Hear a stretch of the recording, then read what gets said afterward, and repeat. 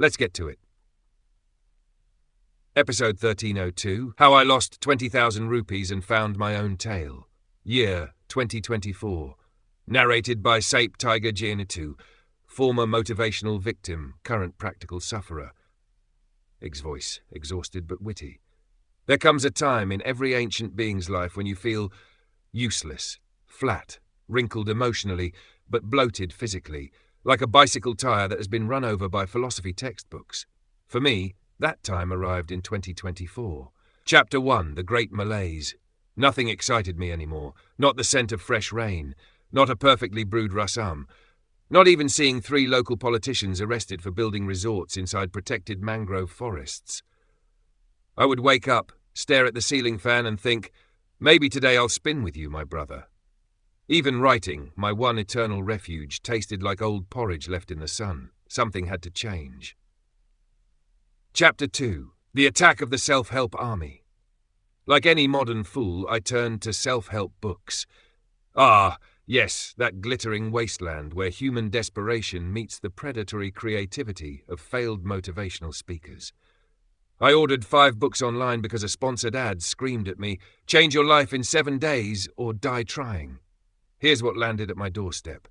Dance Like Nobody's Watching Even When They're Laughing by Shiny Baby Kurian. Unleash Your Inner Mango by Coach Vibin Kuttappan. Success, It's Inside Your Right Shoe by Advocate Dr. Billionaire Chandran, PhD. Smash Your Goals with Coconut Logic, the Chinnama. Manifest Wealth by Whistling at the Full Moon by Sir Balakrishnan Motivator Supreme. Each book smelled faintly of expired printer ink and unfulfilled promises. Narrator, mockingly inspirational, page 1. Wake up at 4 a.m. and scream affirmations into your neighbor's mailbox. Page 2. Sell everything you own. Success loves minimalists. Page 3. Marry a billionaire if all else fails. By chapter 2, my brain had become so slippery I could have fried a Pam on it. I realized the only thing these books are helping is the author's bank account. Chapter 3. The Instagram Illusion. Defeated, dehydrated, and dangerously close to considering aromatherapy, I did what any desperate soul does, opened Instagram. There he was, like a phoenix rising from cheap Wi-Fi. Mr. Motivator, the real motivator of Kerala youth. He wore sunglasses at night, a blazer in 38 degrees heat, confidence stitched poorly into polyester suits. He yelled at the camera with the subtlety of a temple festival fireworks accident. You are the problem. You are also the solution. Buy my course to find out which one more. My broken soul whispered, maybe he knows something. I clicked book consultation. Price, 20,000. Tagline, invest in yourself before the bank reclaims you. Chapter 4, The 20,000 Rupee Google Meet Catastrophe. The session was set. I trimmed my whiskers, wore my good shirt, and joined the Google Meet. First image, Mr. Motivator adjusting his webcam with the grace of a buffalo learning ballet. First words, my premium client, my divine tiger client. He mispronounced my name 4 times in 30 seconds, eventually settling on, Syrup Tiger, sir! The session unfolded like a Shakespearean tragedy performed by drunken goats. Highlights included Motivator's cat walking across the keyboard mid-pep talk, him advising me to invest in land near Mars, future potential, bro. A 12-minute rant on how waking up at 2:17 a.m. specifically aligns your brain with American billionaire waves. And him abruptly leaving midway to answer a call from his VVIP Forex guru. I closed the laptop. 20,000 rupees poorer, 30 IQ points lighter, spiritually hollow. Chapter 5, The Lady Motivator Meltdown.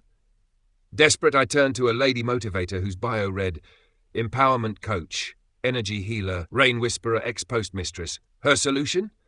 Visualize your pain, then seduce it. She made me light 3 cinnamon candles, wear yellow socks, bark twice at the north-facing wall. Then she asked me to join her live Zoom dance session titled Twerk Your Trauma. I lasted 8 minutes. 7 of those were trying to figure out how to leave the meeting without being called a negativity vortex. Chapter 6. The Breath Guru, The Final Puff. As the last straw, I consulted an ancient breathing guru from Palakkad, famous for his book, Breathe Your Debts Away. He sat cross-legged on a mat so old it looked like it remembered the British leaving. The consultation consisted of him breathing dramatically at me for 45 minutes, pausing only to slurp tender coconut water directly from the shell. Every problem I mentioned: loneliness, more nostril, less mouth; laziness, breathe with your knees; financial stress, inhale tax, exhale refund. When I asked, but what about actual work? He smiled gently and inhaled my 3,000 rupee consulting fee with shocking efficiency. Chapter 7. The Stupid, Blunt Truth. And then, one evening, after failing to spiritually seduce my pain, after breathing through my left elbow without success, after paying enough money to qualify for free consultancy in the next life, I did something radical. I sat and worked. I wrote, clumsily at first, then angrily, then steadily, words stacking like bricks in an honest wall, not to impress anyone, not to manifest anything, but simply because the only real cure for dissatisfaction is work. Hard, ugly, sweaty work. The only free and final therapy left in the known universe.